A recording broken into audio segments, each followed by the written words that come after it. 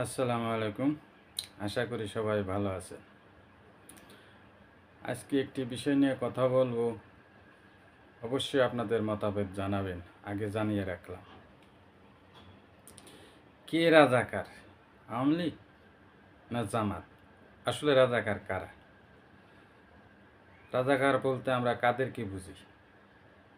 যারা দেশের বিরুদ্ধে কাজ করে বা সমাজের বিরুদ্ধে, জাতির বিরুদ্ধে কাজ করে, তাদেরকেই তো রাজাকার বলি, তাই না? এখন প্রশ্ন হলো, জামাত কি কখনো এই দেশে পাকিস্তান প্রতিষ্ঠা করার জন্য কি ভূমিকা রাখছে? কিছুই না। কিন্তু আওয়ামী লীগ ভারতকে প্রতিষ্ঠা করার জন্য সব রকমের ভূমিকা রাখছে আওয়ামী লীগ। তাহলে কে রাজাকার? জামাত কি কখনো বলতে শুনছেন যে পাকিস্তানের উন্নয়ন আমাদের উন্নয়ন, আমাদের উন্নয়ন পাকিস্তানের উন্নয়ন? বলে নাই। কিন্তু আওয়ামী লীগ বলেছে যে ভারতের উন্নয়ন আমাদের উন্নয়ন, আমাদের উন্নয়ন ভারতের উন্নয়ন। জামাত কি কখনো বলেছে যে পাকিস্তানকে আমরা যা দিয়েছি কেউ দেবে না? কিন্তু আওয়ামী লীগ বলেছে ভারতকে আমরা যা দিয়েছি কেউ দেবে না। তাহলে রাজাকার কারা? রাজাকার তো আওয়ামী লীগ। আবার আরেকটা দিকে খেয়াল করলে দেখবেন, জামাতকে কি কখনো অর্থ পাচার করতে দেখছেন? অর্থ পাচার করে কারা? আওয়ামী লীগ সহ অন্য অন্য দল। তাহলে রাজাকার কারা? রাজাকার তো তারাই। জামাত কেন রাজাকার হবে? জামাতকে কি কখনো দেখছেন ধর্ষণের সাথে জড়িত? না। এগুলো যারা করে তারাই আবার জামাতকে রাজাকার বলে কেন? জামাত কি কখনো দেখছেন টেন্ডারবাজি, চাঁদাবাজি করতে? না। তাহলে এগুলো করে কারা? আওয়ামী লীগ করে। তাহলে স্বাধীনতা বিরোধী কারা, দেশ বিরোধী কারা? আওয়ামী লীগ। জামাতকে কি কখনো দেখছেন জমি দখল, বাড়ি দখল করতে? না। এগুলো করে কারা? আওয়ামী লীগ সহ অন্য দল। তাহলে রাজাকার কারা? রাজাকার তো সেই অন্য অন্য দলগুলাই। তাহলে জামাতকে কেন দোষ দেওয়া হয়? হয়তো এখন আমাকে অনেকে গালি দেবেন, তুই একটা রাজাকার। আরে ভাই, কিসের রাজাকার? সত্য কথা বলতে শিখেন। জামাতকে কখনো গুম, খুন, হত্যা, সন্ত্রাস, চাঁদাবাজি, টেন্ডারবাজি, দখলবাজি এগুলো দেখছেন? জামাতকে বিদেশে অর্থ পাচার করতে দেখছেন? জামাতকে দুর্নীতি করতে দেখছেন? কিছুই না। তাহলে কে রাজাকার? রাজাকার তো তারা যারা এইগুলো করে। তাহলে জামাতকে কেন রাজাকার বলা হয়?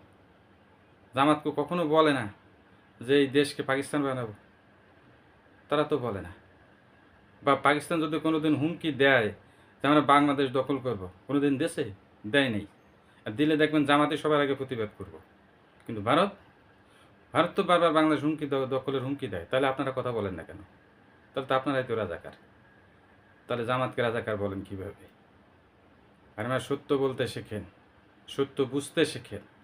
শুধু মিথ্যা আর গুজবের উপর ভিত্তি করে কাউকে ট্যাগ লাগায়েন না, দেশবিরোধী ট্যাগ লাগায়েন না। এই বাংলাদেশে যদি ভারতে অ্যাটাক করে সবার আগে অস্ত্র ধরবে এই জামাতি। আপনি কি করবেন? আপনি তো ভারতের গোলামি করবেন, ভারতের চামচামি করবেন। তা আপনি কিসের দেশপ্রেমিক? দেশপ্রেমিক কিন্তু জামাতকেই বলা যায় দেশপ্রেমিক। নিজের বুদ্ধিটাকে একটু খাটান, নিজের বিবেকটাকে একটু খাটান, বুঝতে শেখেন কারা দেশকে ভালোবাসে। ৭১-এ কি হয়েছে চলে গেছে, সেটা শেষ। পক্ষে বিপক্ষে স্বাধীন থাকবেই মানুষ। একটা কাজ করতে গেলে পক্ষে বিপক্ষে থাকে, কিন্তু দেশ গঠন করতে গেলে, দেশকে সামনে এগিয়ে নিতে গেলে সবাইকে একসাথে কাজ করতে হয়। মনের মধ্যে খুঁত ধরে রেখে দেশকে সামনে এগিয়ে নেওয়া যায় না। বলবেন স্বাধীনতা বিরোধী। আজকে আমার খুলনা বিভাগ, মনে করেন আমি একটা বা অন্য যে কেউ একটা ধুয়া তুলে দিল, আমাদের খুলনা বিভাগ উন্নয়ন হয় না। আমরা খুলনা বিভাগ স্বাধীন চাই। আপনি কি স্বাধীন দিয়ে ফেলাবেন? একথা শুনলেই তো সরকার গুলি করে মারবে, কবে বিদ্রোহী। তাহলে স্বাধীনতা শক্তিকে, পক্ষের শক্তিকে আর স্বাধীনতার বিপক্ষের শক্তিকে? এই সমস্ত গুজব, এগুলো হলো আওয়ামী লীগই গুজব। ভারত এই গুজবটা সৃষ্টি করেছে, রাজাকার শব্দটা। কারণ ভারত কখনো চায় না যে বাংলাদেশ আর পাকিস্তান দুটো মুসলিম দেশ একসাথে বন্ধুত্ব করুক। কারণ ভারত ভাঙছেই এই জন্য যে দুটো যাতে এক না হতে পারে। আর সেই বাংলাদেশ আর পাকিস্তান দুটো মুসলিম দেশ যদি এক হয়ে যায়, ভারত এটা অন্তর্জ্বালা বেড়ে যায়। ভারতের ভয় করে, না জানি কখন কোন বিপদ ঘটায় ফেলায়। এই কারণে ভারত চায় না বাংলাদেশ এবং পাকিস্তান দুটো বন্ধুত্ব হোক। আর এই বন্ধুত্ব যাতে না হতে পারে আওয়ামী লীগকে দিয়েই শুধু এই ৭১-এর চেতনা বিক্রি করে, আর কিছু না। একটু নিজেকে বুঝতে শিখুন, জানতে শিখুন, সত্য বুঝতে শিখুন। তাহলে বুঝতে পারবেন যে কোনটা ঠিক আর কোনটা বেঠিক, কে দেশপ্রেমিক আর কে দেশপ্রেমিক না।